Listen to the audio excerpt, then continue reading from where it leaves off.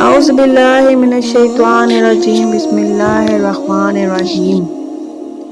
حضرت سلیمان علیہ السلام کا عظیم لشکر جب وادی نملہ میں پہنچا تو چونٹیوں کا کون سا واقعہ پیش آیا؟ عظیم سلیمانی لشکر سے یہ مخلوق ڈر کر کیوں بھاگ گئی؟ اور قرآن مجید کے اس واقعے کا جدید سائنس سے کیا تعلق ہے؟ حضرت سلیمان علیہ السلام اللہ کے نیک بندے اور بادشاہ تھے جو داؤد علیہ السلام کے چھوٹے بیٹے تھے۔ آپ 965 قبل مسیح میں حضرت داؤد کے جانشین ہوئے اور 60 سال فرما رواں رہے۔ اللہ نے اپنے برگزیدہ پیغمبر سلیمان علیہ السلام کو علم منطق الطیر یعنی پرندوں سے باتیں کرنے کا علم عطا فرمایا تھا، بلکہ آپ پرندوں ہی نہیں چرندوں، درندوں اور کیڑے مکوڑے تمام مخلوق کی زبان سمجھتے تھے اور ان سے انہی کی زبان میں باتیں کیا کرتے تھے۔ آپ کے لشکر میں یہ مخلوق الگ الگ گروہ میں منقسم تھی۔ شیطان کا گروہ، جنوں کا گروہ، انسانوں کا گروہ، حیوانات کا گروہ، پرندوں کا گروہ، یہ سب اپنی اپنی مقامات پر نظم و ضبط اور قطار بنائے کھڑے رہا کرتے تھے۔ کسی کی یہ مجال نہ تھی کہ وہ اپنے رتبے یا درجے کے خلاف آگے پیچھے ہونے کا جرم کا مرتکب بنے۔ سب کے سب اپنی جگہ پر موجود تھے اور اگر کوئی موجود نہ ہوتا تو آپ کو فوراً خبر ہو جایا کرتی تھی۔ اللہ تبارک و تعالیٰ نے قرآن مجید میں حضرت سلیمان کا ایک بے مثال واقعہ پیش کیا ہے، جس کے مطابق ایک مرتبہ حضرت سلیمان جنوں انس اور حیوانات کے عظیم الشان لشکر کو لے کر کہیں تشریف لے جا رہے تھے۔ بعض روایتوں کے مطابق حضرت سلیمان نے دراصل کسی علاقے پر لشکر کشی کی تھی، لیکن اس کی تفصیل نہیں ملتی۔ لشکر سلیمانی پورے رعب و دبدبے کے ساتھ صحراؤں سے گزرتا ہوا پہاڑوں کو پار کرتا دریاؤں کو عبور کرتے ہوئے ایک بڑی وادی سے گزرا۔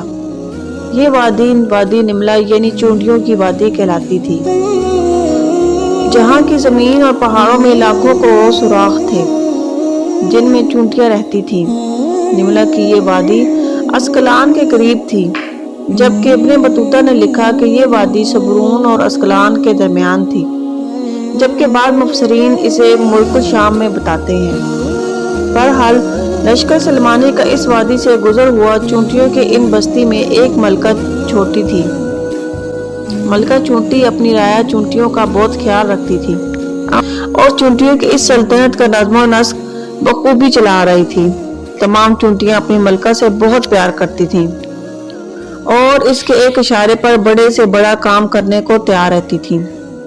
اس وقت ملکہ چونٹی بہت سے دیگر چونٹیوں کے ساتھ وادی میں گھوم رہی تھی۔ اچانک اسے زمین میں عجیب سی دھمک محسوس ہوئی اور وہ چونک کر رک گئی اور زمین سے آتی آواز کو غور سے سننے لگی۔ ملکہ چونٹی بولی، لگتا ہے کوئی بہت بڑی فوج ہماری وادی کی طرف آ رہی ہے۔ یہ ضرور حضرت سلیمان علیہ السلام کا لشکر ہے۔ دیگر چونٹیوں نے بھی اس کی بات سے اتفاق کیا۔ کچھ ہی دیر میں اس جانب سے دھول کے بادل اٹھتے دکھائی دینے لگے۔ جلد ہی فوج قریب آن پہنچی۔ سلیمان علیہ السلام اپنے تخت پر سوار اپنی فوج کے ساتھ آ رہے تھے۔ چونٹیوں کی ملکہ نے چیخ کر کہا، سلیمان علیہ السلام کی فوج قریب آ پہنچی ہے۔ میں حکم دیتی ہوں کہ تمام چونٹیاں اپنے بلوں میں چلی جائیں۔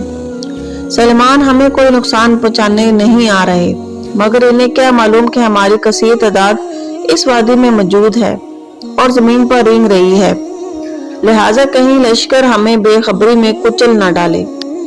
حضرت سلیمان علیہ السلام اس وقت 3 یا 5 میل کی دوری پر تھے، لیکن آپ علیہ السلام تک ملکہ چونٹی کی آواز پہنچ گئی۔ آپ اس کی بات سن کر مسکرانے لگے اور ملکہ چونٹی کی سمجھداری اور اپنے رعایا کے خیال رکھنے پر اس کی تعریف کرتے ہوئے فرمایا، بے شک ایک بادشاہ کو اپنی رعایا کی حفاظت کا اسی طرح خیال رکھنا چاہیے جس طرح یہ ملکہ چونٹی نے کیا ہے۔ اس واقعے میں ہمارے لیے بے شمار نصیحتیں اور سبق آموز موجود ہیں، لیکن اس واقعے کا ایک پہلو جدید سائنس کی کڑیوں کو جوڑتا ہے۔ دراصل حیوانات، خاص کر حشرات الارض کی دنیا کے بارے میں سائنس ایک لمبے وقت تک کچھ نہیں جانتی تھی، اور آج بھی تمام جدید ترقی کے باوجود ہم مکمل طور پر آگاہ نہیں ہیں۔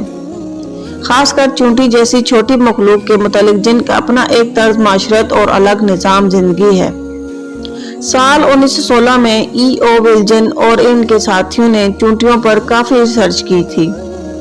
इसी तरह यूनिवर्सिटी ऑफ लंदन के एक स्टडी रिसर्च में बताया गया कि चूंटी दरअसल दूसरे जानवरों क्योंकि वो इनसे काफी अलग और समझदार मखलूक होती हैं, आपस में बातें करती हैं, लेकिन ये चूंटियां आवाज से बातें नहीं करती बल्कि डेटा मुंतकिल करके बात करती हैं। इसका तरीका ये होता है कि वो अपने मुंह से एक फ्लूइड या मवाद निकालती हैं और सामने वाली चूंटी के मुंह में चिपका देती हैं और दूसरी चूंटी इससे सारा पैगाम डिकोड करके समझ लेती है। इसलिए अक्सर चूंटियां चलते चलते रोककर दूसरी चूंटी के मुंह से मुंह लगाकर आगे चलती जाती है। ये दरअसल वो अमल होता है जिसमें वो डेटा मुंतकिल हो रहा होता है।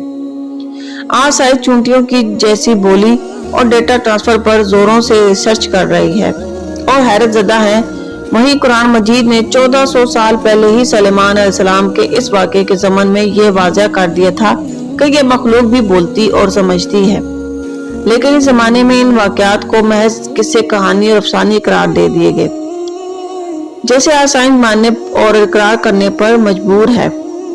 तारीख गवाह है कि जिन्होंने कुरान मजीद में गौर किया उन लोगों ने दरख्तों के नीचे बैठकर न सिर्फ जमीन को हुजम बताया बल्कि ये भी बताया कि इंसान परिंदों की तरह कैसे प्रवास कर सकता है। अगर हम कुरान मजीद में गौर और फिक्र करें तो आज भी ऐसी इजाद कर सकते हैं कि नस्ल इंसानी हैरान रह जाए। जैसा कि अल्लाह ने कुरान मजीद में बार बार फरमाया, क्या ये कुरान में गौर नहीं करते, क्या ये अक्ल नहीं रखते, इसमें अक्ल वालों के लिए बहुत सी निशानियां हैं। आखिर में आप लोगों से इल्तमास है कि मेरी वीडियो पसंद आने पर लाइक और शेयर का जरूर करें और मेरे चैनल को जिन्होंने सब्सक्राइब नहीं किया वो सब्सक्राइब कर दें और मुझे सपोर्ट कर दें। शुक्रिया।